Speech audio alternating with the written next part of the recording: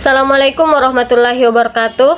Salam sejahtera untuk kita semua, teman-teman mahasiswa dan masyarakat umum tentunya. Coba sejenak kita membayangkan, seandainya setiap rupiah uang rakyat dikelola dengan jujur, transparan, dan bertanggung jawab, mungkin saja fasilitas pendidikan kita hari ini akan jauh lebih baik. Pelayanan kesehatan akan lebih merata, dan infrastruktur akan lebih maju tentunya. Namun sayang sekali, mimpi ini seringkali terhalang oleh satu jenis penyakit yang selalu menggerogoti bangsa kita ini. Apa itu? Ya, korupsi. Sebagai bagian dari generasi muda yang peduli, saya ingin mengedukasi kita semua tentang bahaya korupsi dan ingin mengajak kita untuk mengambil bagian dalam mencegah tindakan korupsi. Kita harus memahami akar masalahnya, dampak buruknya, dan bagaimana kita bisa menjadi bagian dari solusi untuk masalah ini. Dimulai dengan memahami apa sih korupsi itu.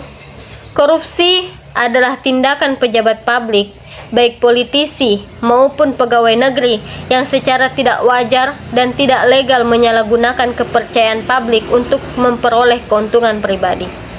Korupsi di Indonesia sendiri sangat beragam. Suap menyuap, penggelapan dana, pemerasan, bahkan benturan kepentingan yang memanfaatkan jabatannya untuk kepentingan pribadi. Korupsi di Indonesia bukanlah masalah kecil. Ini adalah krisis yang merugikan negara dengan skala yang masif. Menurut data dari Komisi Pemberantasan Korupsi (KPK) pada tahun 2004 hingga Oktober 2022, ada sekitar 1.310 kasus yang telah mereka tangani.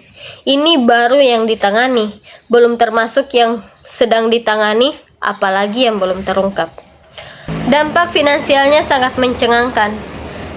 Kerugian negara akibat korupsi mencapai hingga triliunan rupiah. Beberapa contoh kasus yang sempat viral dan menjadi sorotan publik yaitu korupsi PT Timah. Dalam kasus ini kita bisa melihat bagaimana sumber daya alam kita dirampok melalui praktik ilegal.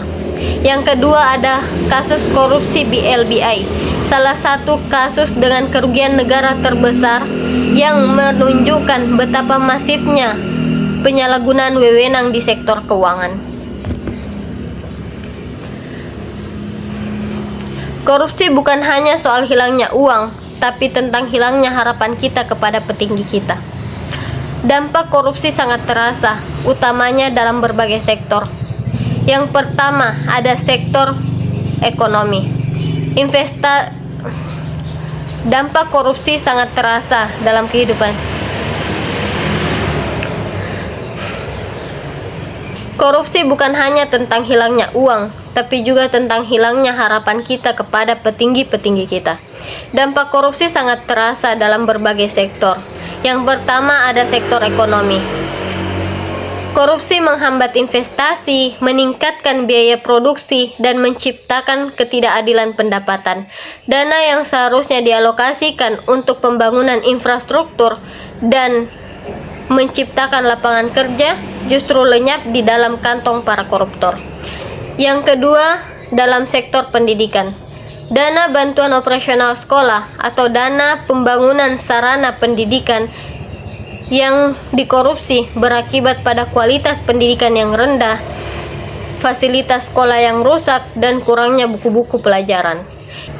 Dan yang ketiga, sektor sosial dan pemerintahan. Korupsi merusak kepercayaan publik terhadap institusi negara.